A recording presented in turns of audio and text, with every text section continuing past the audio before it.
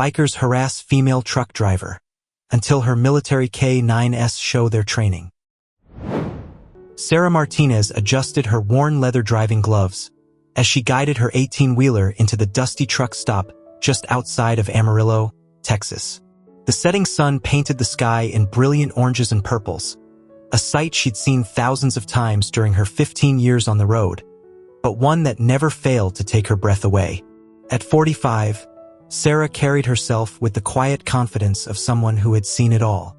Her salt and pepper hair was pulled back in a practical braid, and laugh lines crinkled around her eyes, evidence of a life well lived despite its challenges. But what most people didn't know about Sarah was that before becoming a long-haul trucker, she had served as a military working dog handler in Afghanistan, where she had formed unbreakable bonds with her two Belgian Malinois, Zeus and Apollo.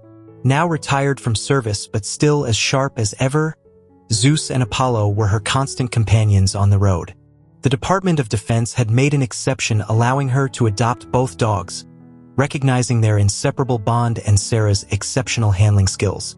The dogs, now 10 years old, had traded their military duties for a life of cross-country adventures, though their training remained ingrained in their very being. As Sarah pulled into a parking spot, she noticed a group of leather-clad bikers lounging near the truck stop's entrance. Their motorcycles, gleaming machines adorned with questionable insignias, were lined up like metal sentinels. She'd encountered their type before, weekend warriors who thought they owned the road and every stop along it. "Stay cool, boys," she murmured to Zeus and Apollo, who were already alert in their special compartment behind her seat. Their ears were perked forward, but they remained perfectly still, years of training evident in their disciplined posture. Sarah stepped down from her cab, her boots hitting the gravel with a crunch. She needed to stretch her legs, use the facilities, and grab some coffee before tackling the night shift.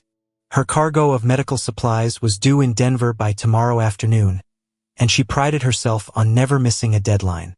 The whispers and snickers started as soon as she walked past the bikers. "Well, look what we have here," one of them called out, his voice carrying the artificial gruffness of someone trying too hard to sound tough. "Seems like someone took a wrong turn from the kitchen to the highway." Sarah kept walking, her face neutral.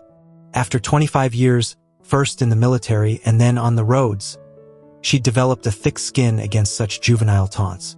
But as she reached for the truck stop's door, a burly man with a patchy beard stepped into her path. "Hey, sugar, don't you know these roads are dangerous for a lady?" He grinned, revealing tobacco-stained teeth.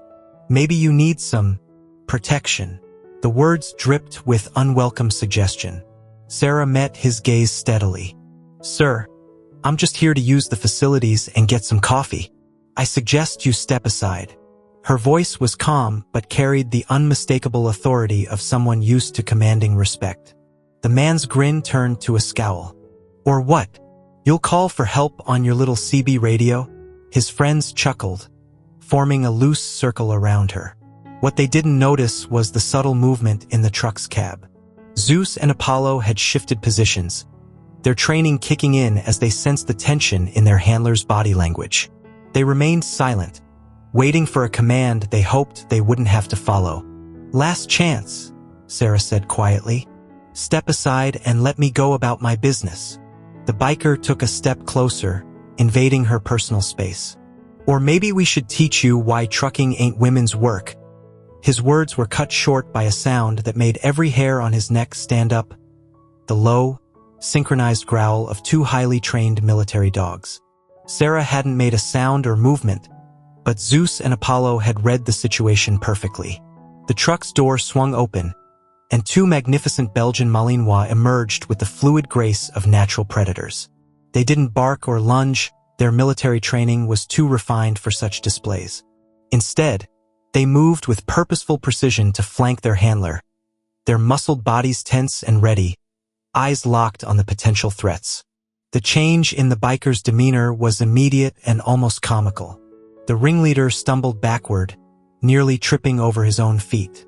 His friends, so bold just moments ago, suddenly found urgent reasons to examine their boots or the evening sky. "These are Zeus and Apollo," Sarah said calmly, as if introducing old friends at a dinner party. They served 3 tours in Afghanistan, and they're still a bit sensitive about people being impolite. She didn't need to elaborate on what sensitive meant. The dog's bearing said it all. The leader of the bikers, his bravado deflating like a punctured tire, raised his hands in a gesture of surrender. "Hey, look, we were just having some fun." Fun. A new voice cut through the tension. Everyone turned to see an elderly man emerging from the truck stop, his weathered face creased with disapproval. He wore a Korean War veteran's cap, and despite his advanced age, he carried himself with military bearing. "I saw everything through the window," the old veteran continued, his voice carrying the weight of decades of experience. "Harassing a lady trucker? In my day, we called that cowardice, not fun." Sarah noticed how the dog's posture subtly shifted as they assessed the newcomer. Their training allowed them to instantly recognize the difference between a threat and an ally. The elderly veteran walked closer, seemingly unperturbed by the presence of the military dogs. He stopped beside Sarah, looking at her with knowing eyes. "K9 handler?" he asked, nodding toward Zeus and Apollo. "Yes, sir. 2nd Infantry Division," Sarah replied with respect. "Thought so. These boys," he gestured to the dogs. "They've got that look. Seen it before. The look that says they've been places and done things most folks couldn't handle." The bikers began to shuffle uncomfortably, the situation having evolved far beyond their expectations of easy intimidation. The veteran's presence seemed to add another layer of shame to their behavior. We didn't know," the lead biker mumbled, his earlier bravado completely evaporated. "Didn't know what?" the veteran asked sharply. "That she was military? That she had protection? Or that she deserved basic respect regardless?" Sarah watched as the man's face reddened. It was clear that beneath the tough exterior, there was someone who still had the capacity for shame and perhaps growth. "You're right, sir," the biker said, addressing both Sarah and the veteran. Ma'am, I apologize. "We were way out of line." His words seemed genuine, and his companions nodded in agreement, looking thoroughly chastened. Sarah considered the situation. In her military days, she'd learned that sometimes the best victories came not from confrontation, but from understanding. "Apology accepted," she said finally. "But I hope you'll remember this the next time you're tempted to judge someone based on appearance." The veteran smiled approvingly. "Say," he said to the bikers, "since you fellows are so interested in protection, why don't you make yourselves useful? This truck stop can be mighty dark at night. Perhaps you could keep an eye out for any real trouble while the lady takes her break." The transformation in the biker's demeanor was remarkable. The leader straightened up, suddenly looking more like the responsible adult he probably was in his daily life. "Yes, sir," he said. "We'd be happy to." Sarah gave a subtle hand signal, and Zeus and Apollo relaxed their stance, though they remained alertly at her side. The dog's intelligence showed in their eyes. They understood that the threat had passed and their role had shifted. "I'm headed inside for some coffee," Sarah said. "Would either of you gentlemen care to join me?" She included both the veteran and the lead biker in her invitation, understanding that sometimes bridges are built over simple cups of coffee. The veteran beamed. "I'd be honored, young lady. Name's Frank Thompson." The biker hesitated, then nodded. "Jim Baker," he said, "and I really am sorry about before." As they walked toward the truck stop entrance, Zeus and Apollo fell into perfect heel position. The remaining bikers scattered to various posts around the parking lot, seemingly eager to make good on their newfound protective duties. Inside the truck stop's fluorescent-lit diner section, Sarah, Frank, and Jim settled into a worn vinyl booth. Zeus and Apollo lay perfectly positioned under the table, their presence drawing admiring glances from other patrons.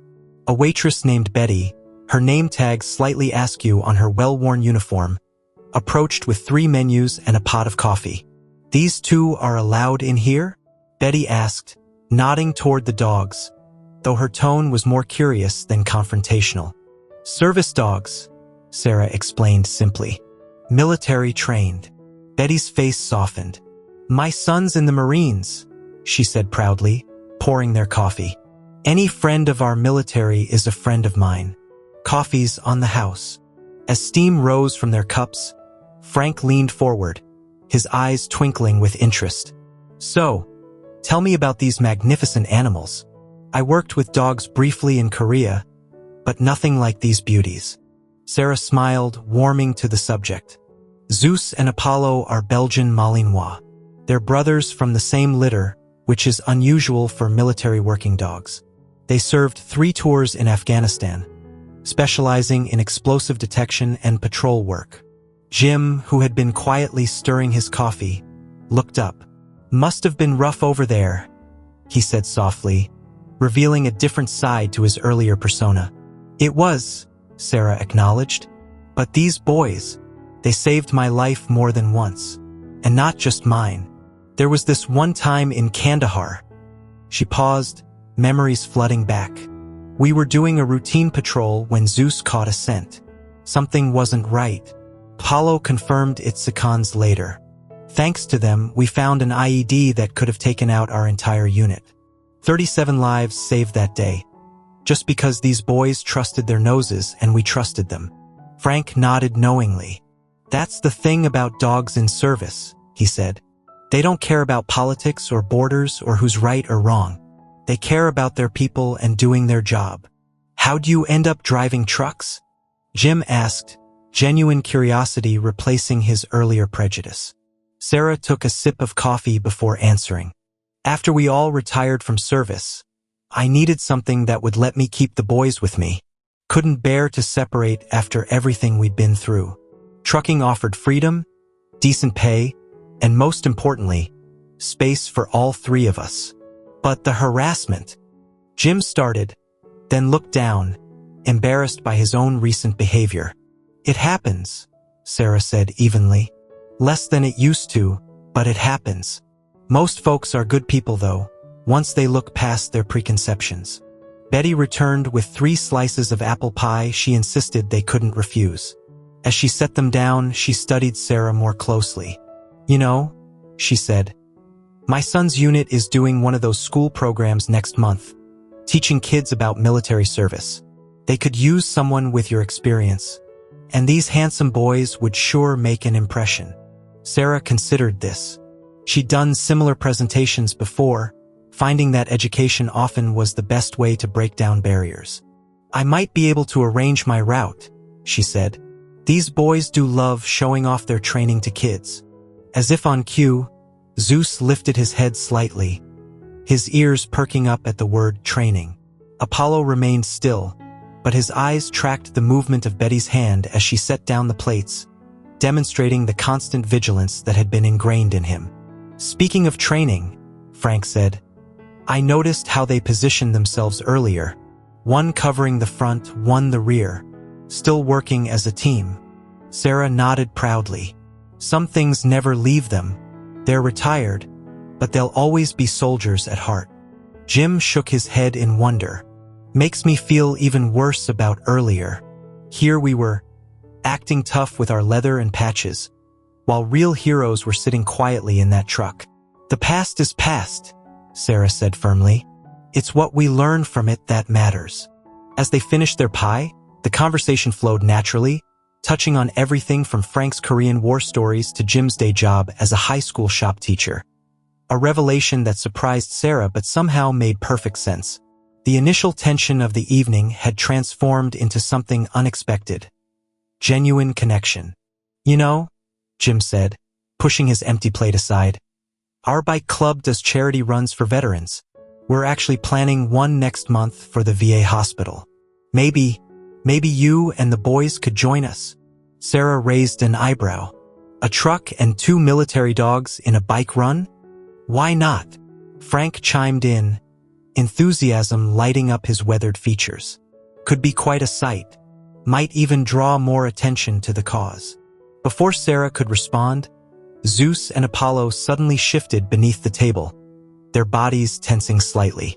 Seconds later, the truck stop's door chimed, and 3 rough-looking men entered. Sarah noticed immediately how they scanned the room with too much intensity for casual customers. Jim noticed too, his earlier bravado now replaced with genuine concern. Through the window, they could see several more men lingering by a van with out-of-state plates. "Trouble," Frank muttered, his military instincts still sharp after all these years. Sarah remained calm, but her hand dropped casually to Zeus's head, giving him a subtle signal. Both dogs remained perfectly still, but their muscles were coiled, ready. The three men approached the counter, and one of them pulled out what appeared to be a concealed weapon. "Everyone stay calm," he announced loudly. "This is a robbery. Nobody needs to get hurt." What happened next unfolded like a perfectly choreographed dance. Sarah made a barely perceptible gesture, and Zeus and Apollo emerged from under the table with fluid grace. Years of training kicked in as they moved in perfect synchronization, positioning themselves strategically.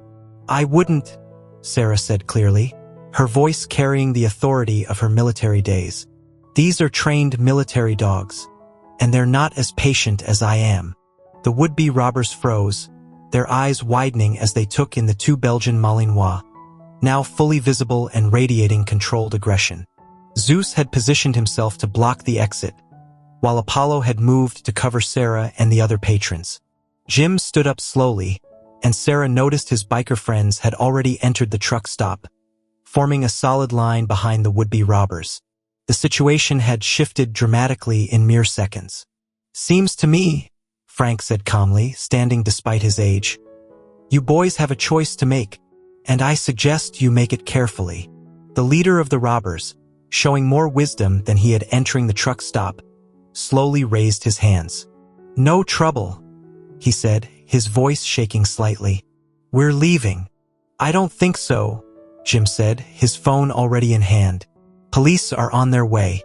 My friends outside have your van surrounded." The local sheriff arrived within minutes, lights flashing across the truck stop's windows.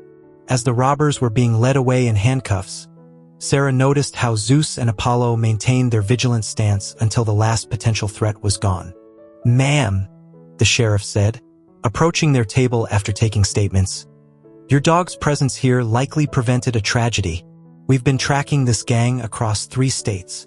Betty, who had remained remarkably composed throughout the incident, brought fresh coffee to their table. "On the house," she insisted. "For life." As the excitement died down and the truck stop returned to its normal evening rhythm, Jim turned to Sarah with newfound respect. "I owe you more than an apology," he said. "I owe you a thank you. My daughter works here part-time."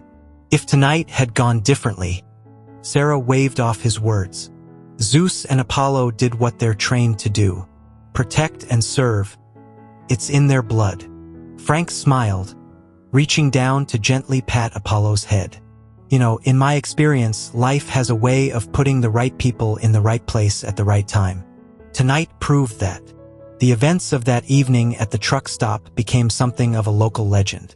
Word spread through the trucking community and motorcycle clubs about the female driver with her military K9s, and how a potential confrontation had transformed into an unlikely alliance. 6 months later, Sarah's truck, now sporting a custom paint job featuring silhouettes of Zeus and Apollo, led a massive charity motorcycle run. Behind her rode Jim and his club members, their leather jackets now decorated with patches showing a truck and 2 dogs alongside their usual insignias.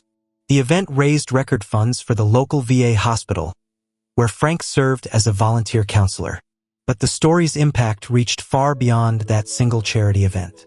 Betty's son's military unit incorporated Sarah, Zeus, and Apollo into their educational program. The trio visited schools across the state whenever Sarah's routes allowed, teaching children about service, respect, and the unbreakable bonds between humans and their 4-legged partners. One cool autumn morning, Sarah pulled into the same truck stop where it had all begun. The parking lot was different now. A newly installed plaque commemorated the foiled robbery attempt, and the security cameras Jim's daughter had insisted on installing gleamed in the early light. As she stepped down from her cab, Zeus and Apollo following with their characteristic grace, Sarah noticed a young woman nervously approaching her first day as a truck driver. The woman's hands trembled slightly as she clutched her commercial license, and several male drivers were already eyeing her with skepticism. "Need some help," Sarah called out, watching as Zeus and Apollo automatically moved to flank the newcomer in a protective formation. The young woman's eyes widened as she recognized Sarah from the stories she'd heard during training. "You're the K9 handler turned trucker," she said. I heard about what happened here. It's actually what inspired me to follow through with getting my license." Sarah smiled, remembering her own first days on the road. "Come on," she said, gesturing toward the diner. "Betty makes the best coffee, and I've got some stories that might help you along the way." Inside, the truck stop had become something of a sanctuary. Photos of Zeus and Apollo hung on the wall alongside pictures of local service members. Jim's motorcycle club members regularly stopped by, serving as unofficial security and welcoming committee for drivers of all backgrounds. Frank, now a regular fixture at the counter, waved them over. Despite his advancing years, he remained a source of wisdom and stories for anyone willing to listen. "Pull up a chair," he called out. "Any friend of Sarah's is family here." As they settled in, Sarah watched Zeus and Apollo assume their usual positions, ever vigilant but noticeably more relaxed in this now familiar environment. The young driver looked around in wonder at the unexpected warmth and camaraderie. "You know," Sarah said, accepting a cup of coffee from Betty, "someone once told me that life puts the right people in the right place at the right time. That night proved it, and every day since has confirmed it." She reached down to scratch behind Zeus's ears, then Apollo's. The dogs leaned into her touch, their eyes still scanning the room out of habit. "These boys taught me something important. It's not about being the toughest or the loudest. It's about standing your ground with dignity and being ready to protect what matters." The young driver nodded, soaking in every word. Around them, the truck stop buzzed with its usual morning activity, drivers coming and going, Betty serving coffee, Jim's club members sharing stories with newcomers. But there was something different about the atmosphere, something that hadn't existed before that fateful night. "The road can be tough," Sarah continued, "but you're never really alone out there. There's a community of good people ready to help if you know where to look." As if to emphasize her point, Zeus and Apollo suddenly perked up, tails wagging slightly, a rare break from their professional demeanor. Through the window, they could see Jim arriving on his motorcycle, his leather jacket now sporting a patch that read Guardians of the Road. 2 wheels or 18, we're all family. The young driver smiled, her earlier nervousness fading. "I think I'm going to like it here," she said. Sarah nodded, watching as Zeus and Apollo settled back into their protective positions, ever ready but no longer expecting trouble in this place that had become a symbol of unexpected friendship and mutual respect. "Welcome to the family," she said, raising her coffee cup in a toast. "And remember, sometimes the best adventures start with a little misunderstanding and a lot of heart." Outside, the sun climbed higher in the Texas sky, illuminating the truck stop that had become more than just a rest area. It was a testament to how prejudice could transform into partnership, fear into friendship, and how 2 military dogs had helped bridge gaps that once seemed uncrossable. Zeus and Apollo, their mission evolved but their dedication unchanged, continued their watch, not just over Sarah, but over this entire unlikely family they'd helped create. Their military training had prepared them for combat, but it was their hearts that had helped build something even more powerful, a community where respect and understanding replaced harassment and prejudice. And so the legend grew, not just of the female truck driver and her military K9s who stood up to harassment, but of how that moment sparked a movement of mutual respect and support across the highways and byways of America. In truck stops and biker bars, the story was told and retold, reminding everyone that true strength often comes in unexpected packages, and that sometimes the best way to change hearts is to show both courage and compassion.